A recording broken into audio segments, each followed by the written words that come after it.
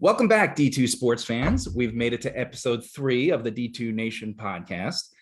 I'm your co-host, Wayne Cavadi, and joining me as always is Bethany Bowman. Welcome back, Bethany. Hey, thanks for having me back. We are so excited that Division II football is less than a week away, and that's something for us all to be really excited about. We are thrilled to bring onto the podcast today Rich Wright, Northwest Missouri State head coach, who has plenty of national championship and playoff experience. So, Coach, thanks so much for taking the time to join us today. Absolutely. It's my pleasure. Well, Coach, we saw that you had a little green and white game the other night. So we're getting there. Like Bethany said, we're a week from kickoff. Now that we're here, now that we're at the time that everything's focused, what are you realizing you missed most about not being on the D2 football field the past year? I'm not sure there was anything I didn't miss about not being on the D2 football field last year. We kept having to go from we're going to play to not play, and we're going to play, then it's going to back up a couple of weeks, and then we're not going to play. And then some teams played some type of a game and other teams didn't. It's just, we're used to as football coaches on game day having to make adjustments. I don't think the thing that any of us were really prepared for is adjustments to our overall structure and to not have a season. My biggest job as the head football coach here, in the fall, I can basically tell you in late July what we're going to do every single day from, the day we report till the day of the national championship game. And whether we get there or not, that plan's in place. And man, when COVID hit and, everything that was going on, I wasn't sure what I was going to do 24 hours from now, much less, what I was going to do a week out. And it was taxing for everybody. It was taxing for the student athletes, probably most of all, because that schedule is something that they're accustomed to. There's a routine to everything. And it was just a mess. And so everybody here, at least on our end, is very excited to get back to, some semblance of normalcy, whatever that is. And looking forward to kicking off the 2021 season out in Hays, Kansas. 16 straight playoff appearances for the Bearcats and a perennial top 10 team. How do you maintain those expectations and, lofty goals that this team has now set? I think everything starts with how we recruit. We really try and focus on, quality kids and guys that are highly intrinsically motivated, invested in themselves, want to be the best.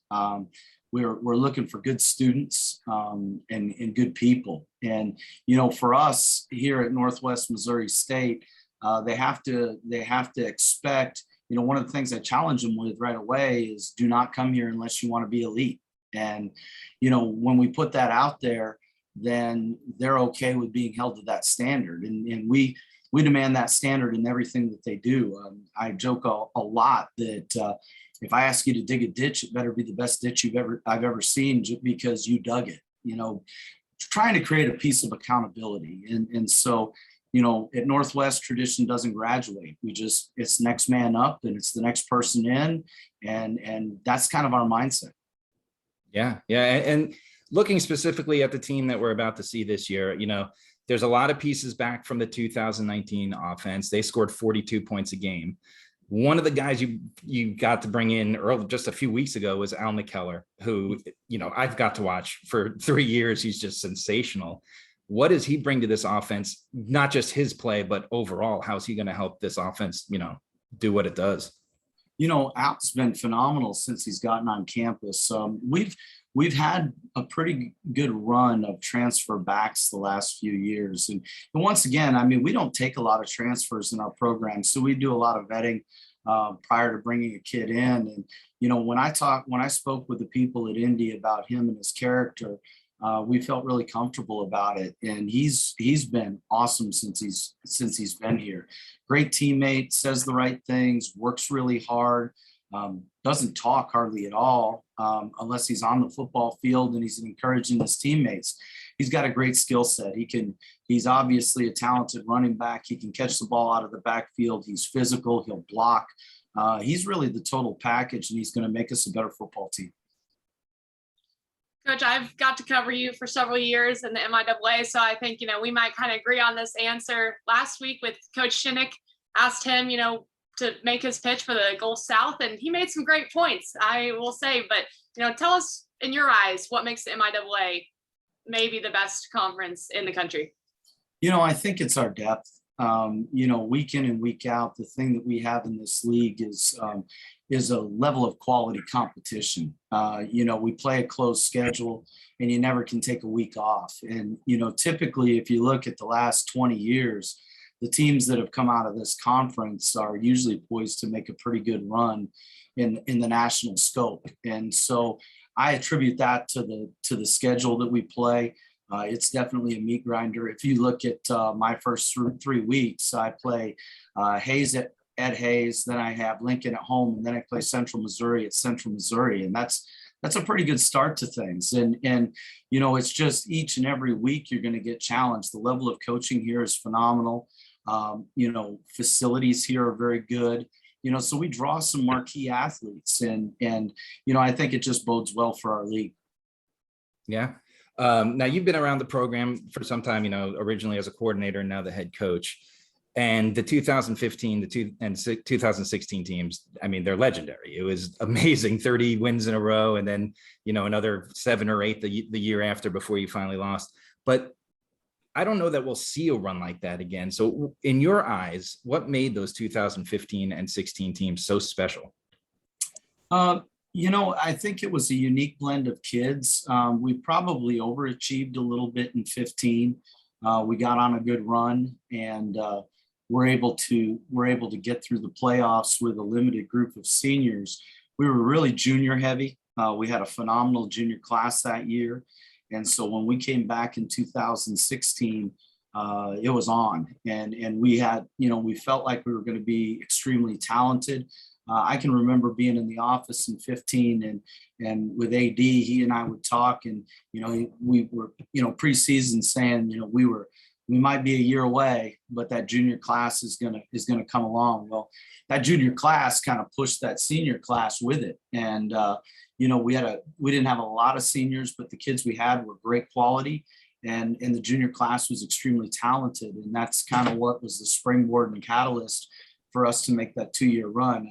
The 2016 national champions, I used to talk about this in recruiting. They won more national championships than they lost football games in their 5-year tenure here, because they were also part of the 13 national championship. So they went 60-2 in their 5 years on campus. And I don't know that there's a whole lot of people that are going to top that. That's amazing. It's very impressive. Looking outside of the MIAA, the last 2 seasons, run into Ferris State. And Coach, what to you makes them such a special program over the past 5 years?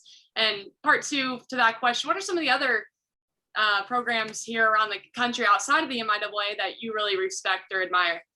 Yeah, Tony's done a great job up at Ferris State. They're a lot like us in the sense that they're a very physical football team. That league is another league that's got a lot of very good football teams in it. And, with them in Grand Valley kind of being the leaders of that conference. But he's done a great job recruiting their pocket. They get good kids in, and they get kids to buy into their system. And so, to get out of the region and get to the Final Four, we've got to find a way to win that football game. Obviously you mentioned it earlier in the broadcast. The Gulf South is a very talented conference as well. You've got West Florida, obviously, is the defending national champion, really good football team. I've been very impressed by what they've been able to do in a relatively short amount of time. I was actually recruiting Florida when they started, their program, and they've done a phenomenal job of building it from the ground up. But there's another league when you have the Valdostas and the West Georgias and people like that. It's a very strong conference. The NSIC, with Mankato State, they've been historically very strong and had a lot of good runs. And Coach Hoffner and their group up there is done outstanding. My familiarity is a little bit less on the East Coast, because typically when we play those teams, it's either in the Final Four or national championship. But those would be the programs that I think that I would point to. All right, Coach. So Those were the easy questions. Now you're going to be officially put on the D2 Nation hot seat. All right. These are the fun questions. So Bethany, I'll let you lead off. Yeah, well, have to talk about that amazing new locker room. What are your just initial thoughts walking into that place? That was really awesome. If there were very few blessings with COVID a year ago, but that was one that was definitely made possible due to my downtime. We raised $1.6 million to reconstruct that locker room. We were confined to our space in Lampkin Activity Center, which is where our basketball arena and stuff like that was. And we literally gutted it and transformed the entire thing. It turned out better than I even thought it was going to. I mean, it was, we worked with a lot of people. Holman was instrumental in the design of the lockers, and we were really specific about what we wanted. But I think it just shows the fidelity of our alums, of our former players, because that's who I was soliciting. I was on 5 or 6 Zooms every night with different pockets of kids. I say kids, a lot of these guys are in their 40s now, but we talked about, that paying it forward and how the transformation of this program has happened. And, when I got here in 1995 and 1996 as a graduate assistant, it didn't look anything the way that it looks now. And, with each passing year, you have to keep up, and our locker room had fallen behind, and, our former players knew it, and our alums and our boosters knew it. And they stepped up to the plate and helped make this a reality. So it was so cool. So last Saturday, we were a little behind with the project, as most construction projects go. And so we were supposed to be in for the start of camp, but we were a couple weeks behind. And so we had a picture day where we had a really light day of practice. And we had done a pretty good job of making sure nobody was in that space during the entire time. And so the kids, we've said it's going to be neat, it's going to be top shelf, all those things, but they didn't see any of it. And they really didn't have a vision of how it was going to look. And we increased the square footage. We took over a lot of the equipment room and repurposed that in a different area. And so we brought them in by class, and we brought the senior class in first. And it was actually interesting to watch it happen, because when I call them my super seniors, so they were the guys that stayed for their extra year, there were 14 of them. And it was like Christmas morning. I mean, they were so awestruck when they walked into the space, and they didn't say a lot. They just kind of looked around and took it all in. And it was one of the neatest experiences I've ever had as a coach. And it was funny because so the first 2 classes were a little bit more that way, and they really spent a lot of time. It was like 10 or 15 minutes before they let me bring the next group in. By the time I got to the underclassmen, they were just charging in and jumping up and down, and all heck broke loose. But it was also fun as those younger kids came in to watch our older kids, because they were watching the excitement on the redshirt freshmen and the freshmen, and it was a neat day. And so we're really proud of the facility, and can't thank our former players and alums and boosters enough. Yeah. Bethany, she saw the tweet, and we watched the tweet together, and she said, we're definitely asking him about this when we talked about it. Well, I'm glad you did. It looks. I bet you said the older guys were just, kind of taking it in, and I could totally see that. I bet the freshmen are pulling out their phones, Snapchat. Oh my gosh. And I had to keep it quiet, because our official ribbon cutting isn't until September. And so I'm like, look, you can take pictures, you do what you want. Let me put the first video out, because I just wanted a small video. I mean, it was crazy. And our picture day also happened to be parent day. So we had about 200 parents here, and they wanted to go down and see it. And it's kind of been like a nonstop revolving door since then. So, it means that we did the project right, and we're really proud of it. When we do stuff, we try and make it quality, and hopefully we created something that's gonna last. So we're excited about what we were able to accomplish. That's awesome. All right. Favorite sports movie of all time? Ooh, that's a really good question. Gosh darn. What was the name of the movie? And I can't think of it right now. There's 2. One's funny. I've always loved Bull Durham. That one comes right to mind immediately. Absolutely. But the other was, I've got my wife actually sitting over here in my office. What was the movie with the walk-on kid from Arkansas? Greater. If you've never seen the movie Greater, to anybody that's listening to this, I thought that was unbelievable. I thought that was one of the best sports movies I've ever watched. So if you haven't seen it, make sure you go check it out. I will. And then any pregame superstitions that you have before the Bearcats play? Do we have an hour? I've got a lot of them, depending upon the year. So when you were talking about 15 and 16, I started going to the office in shorts and flip-flops other than when I was at practice or I was in a game. And we went 2 years without losing a football game. So every day during the season, and that included in 16, the weather was pretty miserable. I was at practice at Winnetonka High School and it was snowing and there was snow on the ground. And on those Friday walkthroughs, I was in shorts and flip-flops. That's how I started. So that's how I went. And so I went that entire year in shorts and flip-flops. So it was a little chilly. I can remember walking my daughter to class and it's like 15 degrees out. And I'm like, what's wrong with you? But I held on to that. I always have, and I can actually probably pull one out. There's a tree on our campus. It's a Buckeye tree. And I just got a new supply of Buckeyes. And so I always have one of those in my pocket on game day. I have a red hat. The red hat that I wear is in honor of Scott Bostwick, who was the defensive coordinator here that tragically passed away after he was named the head coach in January 2011 and passed away in June. So I've worn that hat ever since. I could go on and on, but those are kind of the biggies. Okay, so back in the championship days, you were an award-winning defensive coordinator. So this may be like asking you to pick your favorite child. Which defense was better, 2015 or 2016? Can't do that one. But you know what? My former players do this to me all the time. I'll get, they'll get out together and there will be a phone call that will invariably happen at 11 or 12 o'clock at night. And I'm usually laying on the couch and I'm like, what do you need? And so-and-so is asking who is the better defense and who is the better this. And, it's literally like picking between your children. They're all different and they're all special for different reasons. And, things that we overcame and things that we were able to accomplish makes each unique. And so they just kind of have a different place in my heart rather than one being above any other. Well, they were both amazing from a spectator's point of view. I can tell you that.